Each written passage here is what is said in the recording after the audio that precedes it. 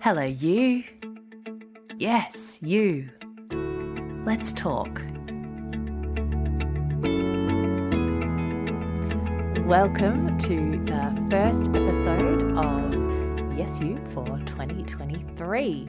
I am really happy to be here with you and so grateful to have you here with me. So thanks so much for being here, for listening in.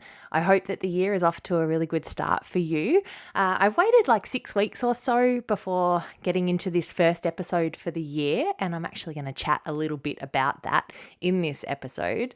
But before I go any further, I do just want to acknowledge that right here where I am recording this right now, I'm in my home and I'm on Wurundjeri country. So I want to pay my deepest respect to the elders of the Wurundjeri people of the Kulin Nation, their elders past and present and emerging. And yeah, as I record this today, yesterday was the 15th anniversary of the national apology to the stolen generations given by Kevin Rudd. And it was interesting to see yesterday that the leader of the opposition, Peter Dutton, who kind of just sends a bit chills down my spine in not the best way, but I'll put that aside, he apologised for boycotting that apology back in 2008. And he sort of gave his reasons, and again, I'll just leave those to the side. But he did apologise and acknowledge that it was important that apology was given and that he should have supported it, but that he didn't. And then Minister Linda Burney, she basically said thank you for the apology, but now it's about action. It's not just about words.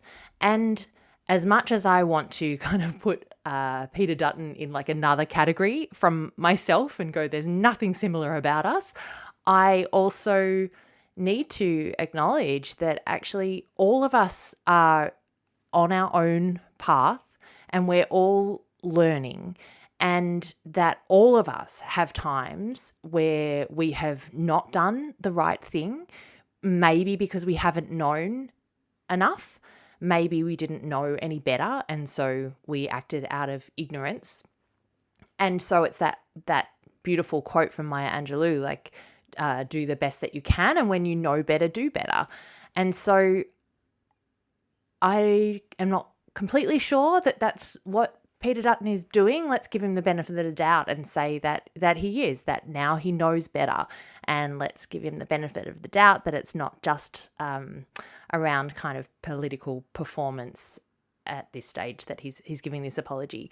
But for any of us, I think when we realise that maybe we didn't know enough, or maybe we did and we still failed to act. And at some point when we have that point of recognition of like, okay, I need to actually do better, then let's be real about that and own that. And then, as Linda Burney said, like, let's then move it into action so that it's not just like, oh, I did the wrong thing, but I'm better now, I know better now. But it's like, okay, actually, what are you going to do about that? What will you do that means that your actions now show that something has shifted for you? And so I think for all of us, for those of us who are not First Nations, there's something to learn there and something to apply for ourselves. So that's what I'm taking from that observation of Peter Dutton yesterday. This may be the final time that we speak of Peter Dutton in this podcast. Who knows? So let's get into today's topic. I wanted to talk about when to start something. So this is relevant because I have been thinking about, okay, when do I kick off this podcast again for the year? I have talked pretty openly about the fact that I started this podcast in the pandemic and, got some really good momentum going there. And then as we sort of came out again, it was a bit of a challenge to really find my groove with it, to keep it going. Last year was a little bit ad hoc. And so I wanted to start this year with, I guess, more of a plan and feeling more committed and just that I would actually really follow through with it. And so, of course, the start of the new year feels like the time, like, okay, new year, New Year's resolutions, all that kind of thing. Like, yes, let's do this thing. But for me, that didn't feel like the time to do this. And it got me thinking about the question overall of, when do you start something? When you want to start something new in your life. So whether it is starting a business, or maybe it's about starting a, let's say, podcast, maybe it's about a project in your life, or perhaps it's something like a new routine, a new habit. Maybe it's about starting, you want to write a book, or perhaps getting out there, getting out into the dating scene, whatever it is, just something that is new for you. How do you know when to actually make a start? So let's have a chat about that today. And I guess it would be a good place to start for you to ask yourself, what do you tend to do? How do you tend to start new things? Do you get the idea and just launch right on into it immediately? And how does that go for you? Or are you more someone who's likely to sit with an idea for a while, let it brew a bit, maybe a lot? And how does that work out for you? Does that end up resulting in you making a start at a time that, when you look back on your experience, it's like, yeah, that's worked out well, kind of taking that time and then getting started? Or maybe you just kind of end up in that procrastination for so long that the idea just kind of fades away and you actually never start. So in this episode, I want to give you a few thoughts, 4 things really, that I hope will be helpful for you as you consider your way of starting things and finding a way that works well for you, that you can apply in anything that you might be starting new. So, first thing I would suggest is to know yourself. So I just asked you that question, what do you tend to do? Knowing what you tend to do is really helpful information. Not just knowing what you tend to do, but knowing how has that worked out for you. So observing those times when you have set out to start something, start a new habit, build a new routine, kick off a new project, whatever it is, how have you gone about that, and has it worked out well for you? What have been your strengths, the things that have worked for you in starting something new? And also, what hasn't worked for you? I can't be the only one who has had times where I've gone to start something, build some new routine or something, and then it just kind of has fizzled out and hasn't really launched well.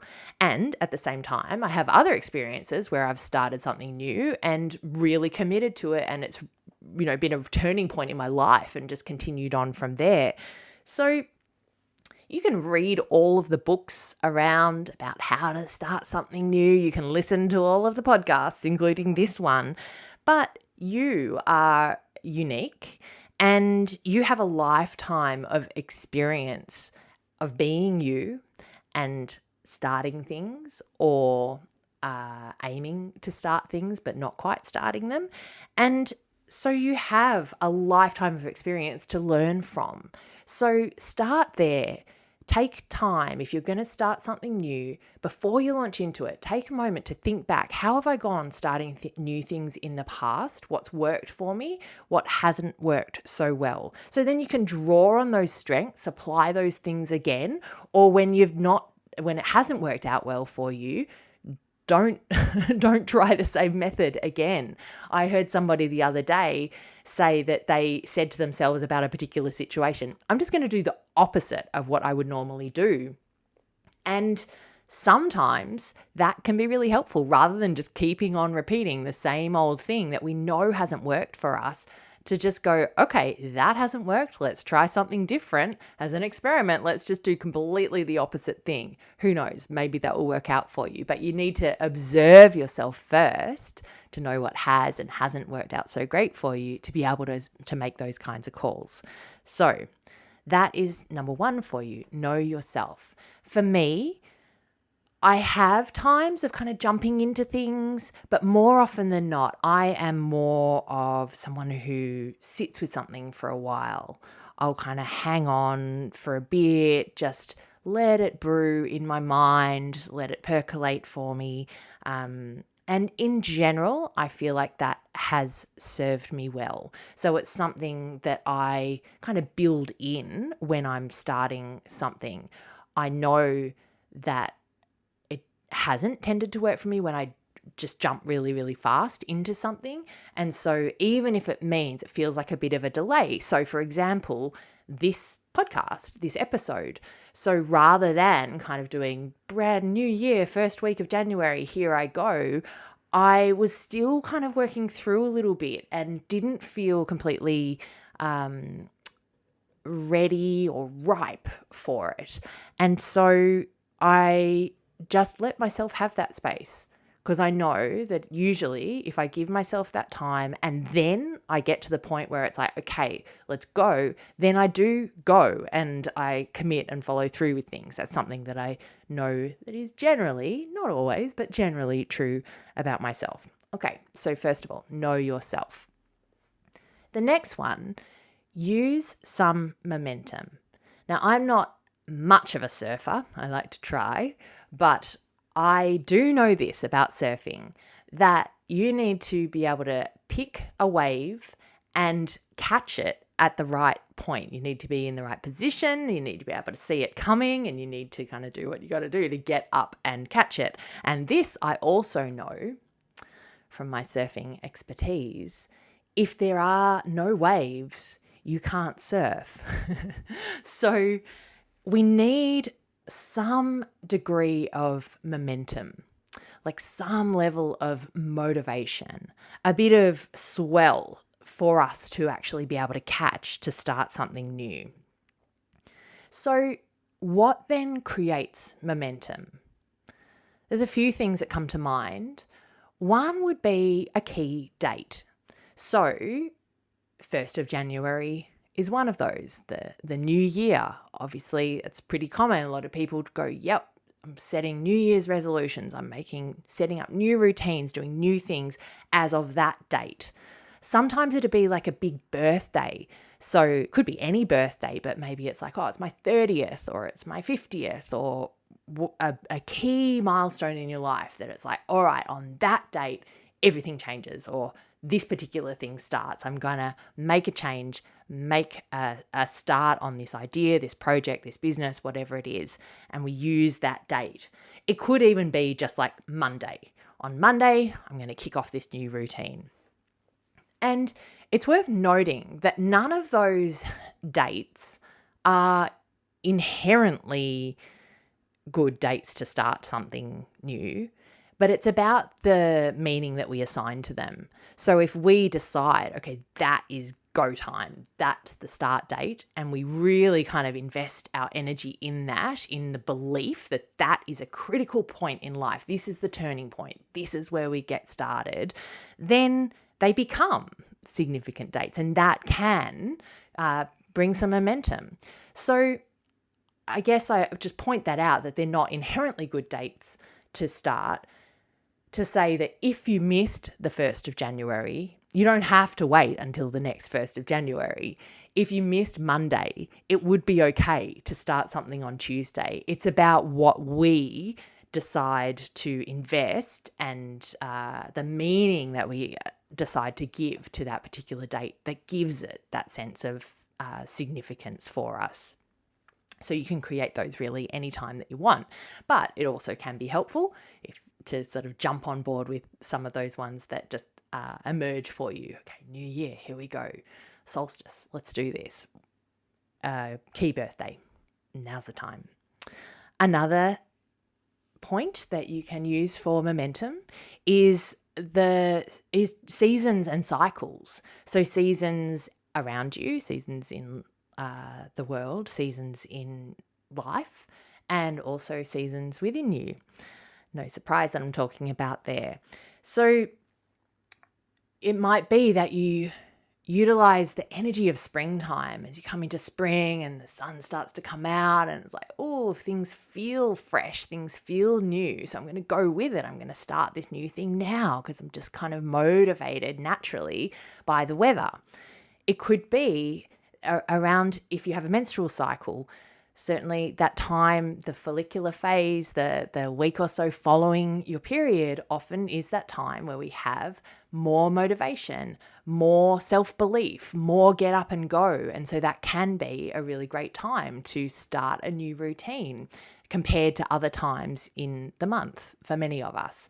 If you haven't looked into that, I encourage you to go way back to the first few episodes of this podcast, because we talk all about that, the different phases and the strengths of each of the phases of the menstrual cycle. It could just be using the cycle of a 24-hour period, the motivation that just naturally arises in the morning. There's just that little surge of adrenaline, cortisol. There's a little surge of testosterone.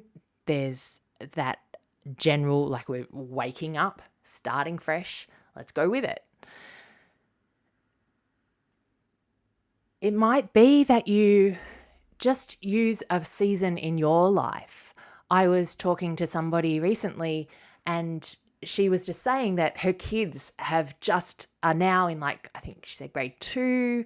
And for her, it feels like, okay, she's sort of moving seasons. She's not in that time of like really kind of intensive mothering care, that things are opening up a little bit more for her at this point. And so she's considering different things that she might do in this season in her life. And so that's just kind of in her own life. She's feeling a shift and feeling that natural motivation to perhaps start something new. It could be something like when you come back from holidays and you just feel fresh and motivated to really use that momentum to go for it. Or on the other hand, it could be something that is like a wake-up call in your life, a difficult time. It could be that you just find yourself so sick of something in your life that it's just like something has to change, and you just make that change now. It's like, this is the time. Or it could be like a sickness or injury or even a death of somebody that you love that just kind of wakes you up in a new way and gives you that impetus to start something new, to do something different. So any of those different seasons in and around you or in your life can provide that motivation. And the beautiful thing with seasons and cycles is that they go around. And just like that surfing analogy, like if you miss a wave, there'll be another one. And it might be coming really soon, or it might be a little while before it comes again, but there will be another chance. And so if you find yourself kind of going, oh, I've felt all motivated and now I've lost it, I would encourage you to hang in there and use the next surge of motivation to do the thing that you want to do. There will be another wave coming. That said, there's always like both sides, isn't there? If you find that you are always going, oh, I'll catch the next wave, then maybe let me be the one to say to you, like, paddle hard, get this wave, like, go for it. Use the swell that's happening right now when you feel it in your life to actually get on board, do that thing. So kind of flowing on from there around motivation, because a certain level of motivation is really needed to start something new. I think the third point is going to be that you want to do something new when other areas of your life are relatively chill, when things are going relatively smoothly. Because when you start something new, you're going to need a bit of grit. You're going to need that drive, that enthusiasm to kind of bring something into being that wasn't there before. That, of course, is going to take some energy. And so if the rest of your life is already just full and intense and demanding everything that you've got, then it makes sense, doesn't it, that it's going to be difficult for you to have the motivation and the drive to put into something new. In some old Vedic teachings, talk about the three cosmic energies, the gunas. So there are three of them. There's Rajas, which is like action and movement, energy. There is Tamas, which is like stillness, kind of sedentary quality, even sort of lethargic or like inertia. And then there's Sattva, which is balance or wholeness. And the teaching of the Vedas is that these pervade all aspects of life and all of reality.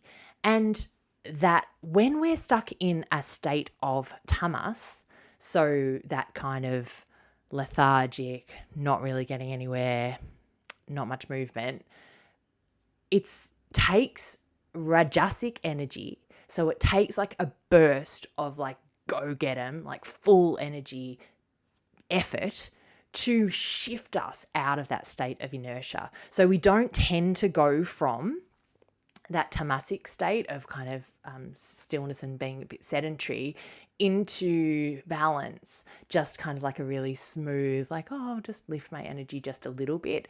It tends to take a bit of oomph. And so you kind of need a bit of oomph to make something new get off the ground. So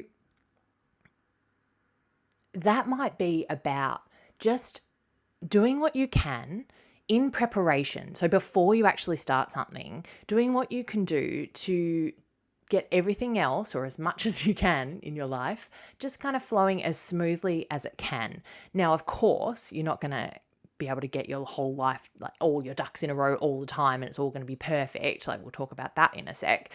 But at least just enough kind of smoothness that there are some things that you can kind of do on autopilot. There are some things that are just taking care of themselves.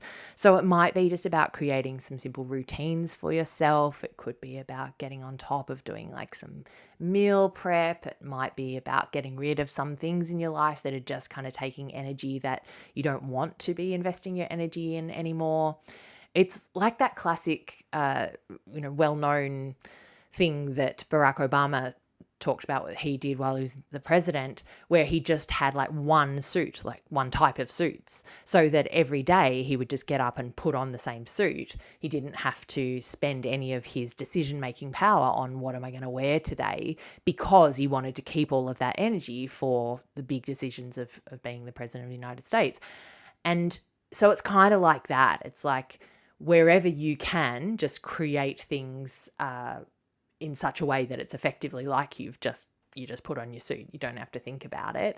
Then that's going to free up energy for you to invest in the new thing that you want to do. It's going to give you that kind of those reserves to draw on for that motivation for now.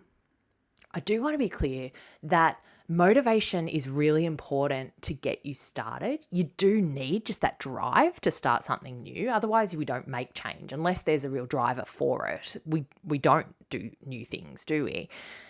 But it's not just motivation that's going to keep us going with something. So to continue with something, then we need things like discipline, and then we need routine, and we need commitment and focus, and we need to build new habits and all of that.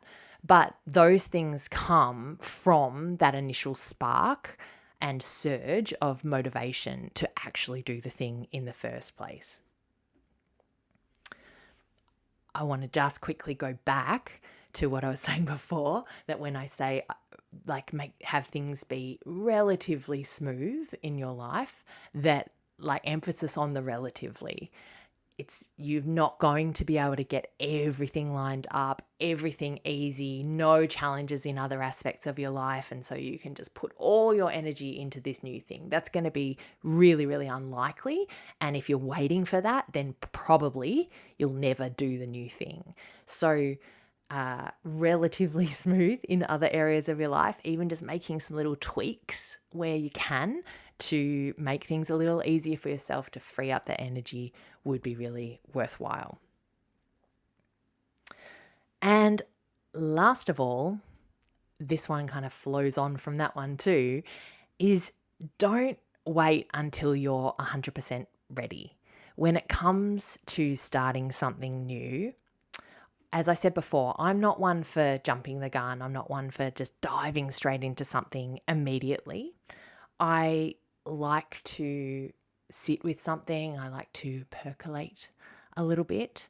When I think about the Eve in general, my business, that was an idea that I had, and I really stayed with it for a while. Like I let it brew in me. And this is partly because I know in myself that that works for me. And also because I know that sometimes ideas will come to me and then they will drop away if I give them a little bit of time. And so I don't want to jump too fast and put all my energy into something and then realize, you know what, I'm actually not that committed to this or not that excited about it, and then sort of have to backpedal my way out of it. I'd rather take the time to sit with it initially, let the idea form itself, let the idea kind of get exciting to me, and then maybe it stays exciting. And then I know, okay, let's take action. I'm going to do this thing. But some things will come and I can feel excited about them. And then days or weeks or months later, it's like, oh, no, I've got no drive for that anymore. It just doesn't really inspire me in the same way. So I know that about myself to kind of take that time. But my experience with Eve has also been that you can't wait until you are 100% ready, because then like it'll never happen. You're just going to sit there. Like I said, I like to percolate on these things, but I imagine like I could just percolate and percolate and percolate. And then now in my head, I'm seeing like one of those like dodgy American diner, like coffee pots. And it's just like percolated for way too long. And now nobody wants that coffee. It's just stale and burnt and yeah. So that you don't want to do that to your great idea. Have it like over percolate to the point that it's just like you kind of miss the time. So I think a good rule of thumb, I think, is to start when you are nearly ready. So not wait until you are all the way ready. Not jump the gun and go too soon, but let yourself start to percolate, start to prepare, start to feel excited about something, but not hold on so long that you're just waiting for absolutely everything to be completely ready to go. In my experience, again, with Eve, there have been 3 studios that we've opened. We opened one in Thornbury, and then we relocated that a few years later to Preston. And then I've opened another one in Brunswick. So there have been 3 openings. And all of them have been a little bit before I was ready. So it's not like these were out of the blue, like I wasn't ready at all. I had been planning and hoping and dreaming and getting excited with the vision for these different studios. And yet all of them happened, like things just came together slightly before I probably would have planned to do them. But it just was like, okay, jump, do this thing now. So with the very first studio, I was into the idea enough that I had left my previous job and I was like spending all my time preparing this, planning Eve. But I kind of imagined that I would be doing something like run challenges or boot camps or something in a park for a little while, and then maybe we'd build up and then we'd perhaps move towards having an actual studio space. But I'd been keeping my eye on places out there, and I found this space, and there's a whole other story I'm just going to tell you. Want to stay with me for a story. If you're not interested, you can tune out for a couple of minutes. But I actually found a space and was like, oh my gosh, yes, like I'm excited. Let's do this. And it was definitely like, oh my gosh, I hadn't planned on doing this so soon, but I was going to. I was like, yep, we're in. And then I was like literally at the point of about to sign a lease on this property. And then something in me, I was like, I just want to look at a couple of other places before I sign this one. And then I went and looked at another place, And the new place that I looked at was just enough to kind of make me go, oh, I'm not as sure about the original one.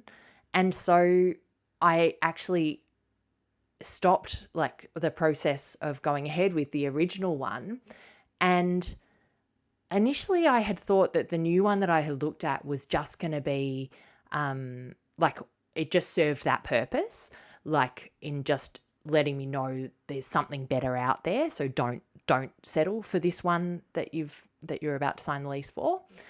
But then actually I found myself getting excited about this new one, and that ended up being where the very first studio ended up being for Eve. So a little bit of a tangent there, but just funny how these things happen.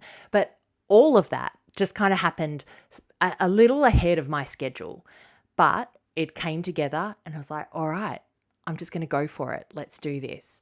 Same deal as we were approaching the end of 3 years at the first location, and we were on a 3-year lease with the option to renew it. But I was like, okay, we need to make a decision. I need to make a call now about whether we move or not. And in heaps of ways, we were definitely ready to move. Like we had totally outgrown the place that we were in. But in other ways, like in terms of like having the money and like all of the resources and everything to relocate and to move into a big new space and all of that, I was not quite there. But it was like, now here's the place. It's good. Let's do this. And so we jumped. Same deal with the Brunswick studio. It just kind of came up a bit faster than I expected. But it was just like, okay, let's go. And so who knows how long I would have waited if I had just waited until I was 100% ready. But it's almost like just taking those, like going, look, I'm ready enough. Almost ready is good enough, I think, in most cases. So maybe you can apply that for yourself. So let me just do a quick little recap. So first of all, know yourself. How do you work when it comes to new ideas, starting new things? What has worked for you in the past and what hasn't? Study your own experience and learn from it so that you can apply that learning, because that's like massive. Secondly, use some momentum. So find out, like work out for yourself where that momentum is, where that motivation is. What's the wave that you're going to pick and ride? So is it a key date in the year, a key date in your life? Is it a season in or around you?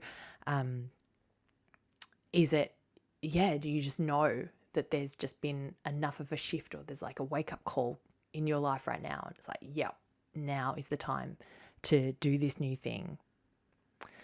Thirdly, make that change, do that thing when your other things are relatively smooth in your life. See what you can do to create that environment for yourself. If you feel like you're just constantly putting things off because of the chaos or the busyness or the activity in your life, it doesn't have to be chaos. I said chaos, but it may feel like chaos. But even if it's just kind of busyness or fullness, if you can just bring a little bit of calm to that, a smoothness, so that some things can just kind of tick along without you giving full attention to all of them, then that's going to free you up to really give the energy that's needed for this new thing in your life. And then last of all, don't wait until you are 100% ready. Almost ready is good enough, I reckon. So I hope that is helpful for you in whatever new thing you might be starting at this time or sometime soon in your life. I wish you all the very best with it. And of course, I would love to hear about how you go with it and your reflections on anything that I've shared here. So please do get in touch with me. You can find me on Instagram. I'm at _Annie Carter, or you can go to my website. It's anniecarter.com.au. And I would love to hear from you. All right, wishing you all the very best. Have a beautiful day, a beautiful fortnight, and I'll talk to you soon.